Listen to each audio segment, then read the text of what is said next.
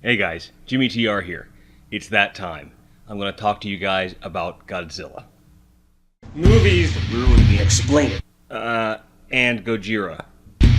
Fucking chuckling. I didn't say it was a good thing. No. And I'm talking. Wait. There was a piano back there? Oh, what the hell? Both? Why are you trying to make sense of this thing? Now you're just trying to hurt my feelings. And you gotta laugh.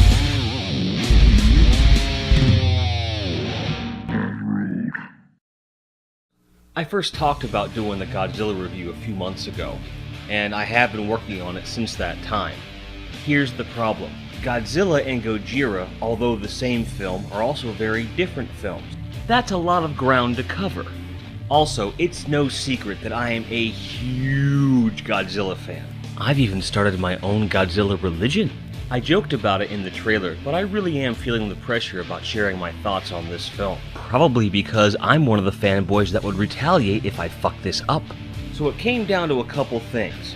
1, am I going to be able to cover the material thoroughly? And 2, do I have the right to make Jimmy TR jokes about a movie I love so much? Well, my dear viewers, the answer to both questions is no. I'm not a critic, I'm an entertainer. There's a big difference. Internet, I hope you're paying attention. My opinion on film is just that. It's my opinion. I don't think you have to agree with me. But if you're watching this, you probably already like Godzilla. That said, I'm going to treat this more as an introduction to Godzilla and talk about why the first film is so important and often overlooked. But Jimmy, what does this mean? Well, it means that I'm not going to bore you by summarizing the film. Nor am I going to insult the film or your intelligence by making jokes at the film's expense. Yes, Godzilla really means that much to me. The original Godzilla film was called Gojira. It was released in 1954 in Japan, and it is absolutely a classic film. There's no other way to say it. The American version, a poorly translated Godzilla, was released in 1956. Here are the primary differences. The Japanese version was one big metaphor for nuclear weapons. Yes, it was a serious film. While the American version took all the major plot points from the Japanese film, it added in a narrator and toned down the overall tone of the film. Probably because the whole reason for the nuclear message was that we dropped 2 nuclear bombs on them 10 years earlier. And Americans like to be spoon-fed. The basic plot is this. In Japan, after some nuclear testing creates fallout offshore, a sea lizard mutates and becomes Gojira. Pretty neat, huh? If I were hanging out offshore and some nuclear testing mutated me, I'd probably be pretty pissed off. So given that context, it makes perfect sense that Godzilla goes straight to Tokyo and say, "Fuck you!" No! I don't like you! I don't like this! Hey, Tokyo. Etc. And while I'm on the subject, I'm going to mention something that a lot of people have made fun of over the years. The effects in Gojira are extremely simple. It's a guy in a rubber suit demolishing miniature buildings. Simple in concept, yes, but very detailed and complex in execution. These aren't some store-bought train sets or something like that. Weeks of work went into this stuff, and it shows. All the previous monster films of the day had stop-motion technology behind them. Oh, look at me, the gorilla! Not too convincing.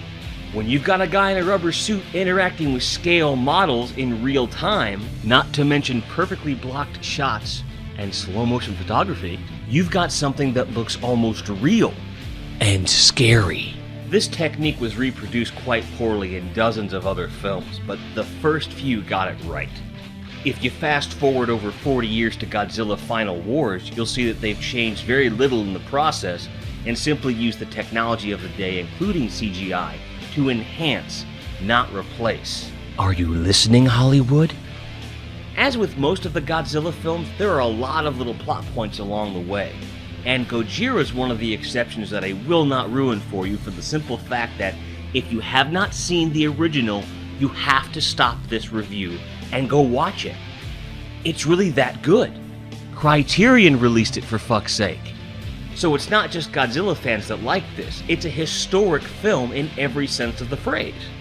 Now I know that even if you haven't seen the film, you're still watching this review because, let's face it, no one stops a review, go watch the movie and comes back. But I'm gonna give you spoilers just cause I can. Godzilla reacting to the Japanese Defense Force's efforts to kill him are kind of like a bad dandruff commercial. Seriously. Maybe you'd better try something else. So they go to a scientist that has an idea. He's got a weapon of mass destruction called the Oxygen Destroyer. What a great name for a weapon. It tells you what it does. A tradition that would not necessarily follow in other kaiju or Godzilla films. They figure with him being an amphibious creature, if you let this thing off in the water while he's in it, he's fucked. They were right. Just one problem. The military is so impressed with this machine that they want to keep it. The scientist, being a very peace-loving man, does not want this weapon of mass destruction to fall into the wrong hands. Are we getting the message yet? So when the Oxygen Destroyer is set off, he decides to stay in the water to die with it, so that no one could ever make another one. This movie is about cycles.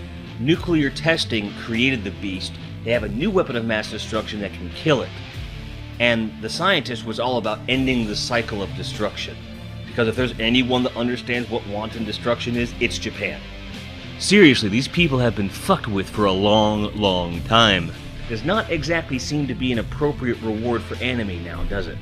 So anyway, Godzilla dies, leaving behind a skeleton. This is my only issue with the film. Now, I have seen wikis that attempt to explain this away, but I don't care, it's a wiki. Something that purports to destroy oxygen. If it destroys oxygen inside of a water molecule, that means that it would remove the oxygen, leaving the hydrogens. It'd just be gas. The whole thing would just and gone.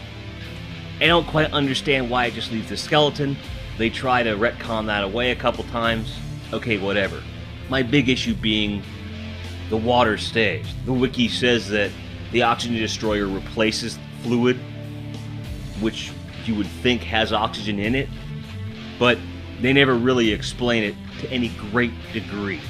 I mean, sure, you've got the odd line of exposition and so forth, but in all reality, it just doesn't quite wash to me. I think that it just has more to do with limitations on effects. If you did a shot-for-shot, kaiju-style remake of this film, you could have some fun with that idea. I would like to see that. As long as Toho are the ones to do it. Legendary Pictures, you have a lot of work ahead of you. Because you fuck this up, I might just move off of the planet. Classic film. You got a big monster destroying cities with a compelling origin story, a death that for the most part makes sense. Look at me, I'm a monkey and I fell off Empire State Building. And you've got characters that actually have motivation other than, oh run, it's a monster! Pretty good. The American version, Godzilla, released 2 years later, takes most of the American references out of the film, and our hokily inserted narrator is played by Raymond Burr, who would go on to Perry Mason fame, and would also return in Godzilla Reborn, also known as Godzilla 1985.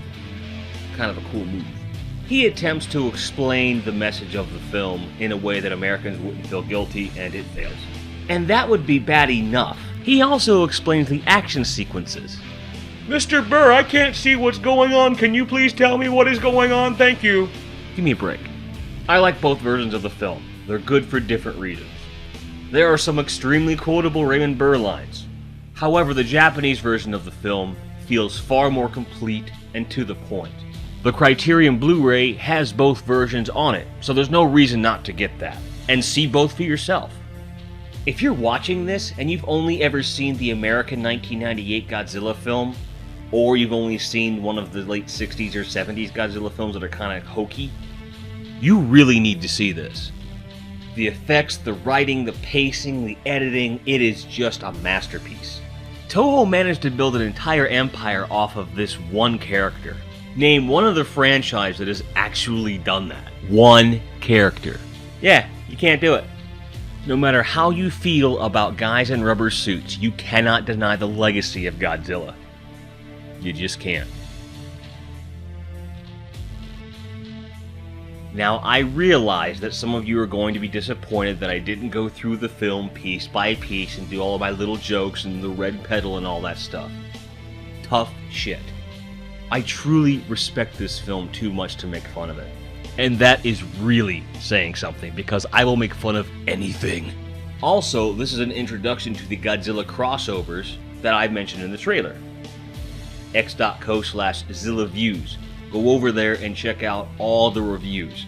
They're meant to be watched in order. So I want you to go straight to that thread, click on the one right after mine. You'll notice I wasn't specific because you never know when we're going to change who's reviewing what. See what I did there? Dynamic video editing. The bottom line is that Godzilla was a first. It did so many things better than its predecessors. Godzilla broke new ground and created an entire genre unto itself. How many movies can really say that? 6? Maybe 7? In history. Do yourself a favor. Open up your Netflix, rent the Criterion Blu-ray, and check it out. If you've already seen the film, you're probably sitting in front of your computer screen going, I get it. I'm not telling you anything new, but the film is awesome. Godzilla changed my life, and there's no way for me to do it justice no matter what I say in front of this camera. So, highest possible recommendation as a serious film and as a piece of history that we simply cannot deny. Besides, the other Godzilla films retread the history of Godzilla so much I don't think I need to go over it here. How many times have you heard this joke? Run, it's Godzilla! Man, if I was standing in front of that, I'd kick Godzilla's ass. That isn't creative. I realize this was probably not at all what you were expecting, and if you're disappointed, I am truly sorry. And that's part of why I did it, because no one expected Gojira to do as well as it did when it came out either. Although I'm not directly comparing myself to Gojira in any way. The entire goal of this website, or at least my shows, is for people to go check out movies that they may not have seen. If I haven't given you pause to watch it, or watch it again, then I failed. Long live Godzilla.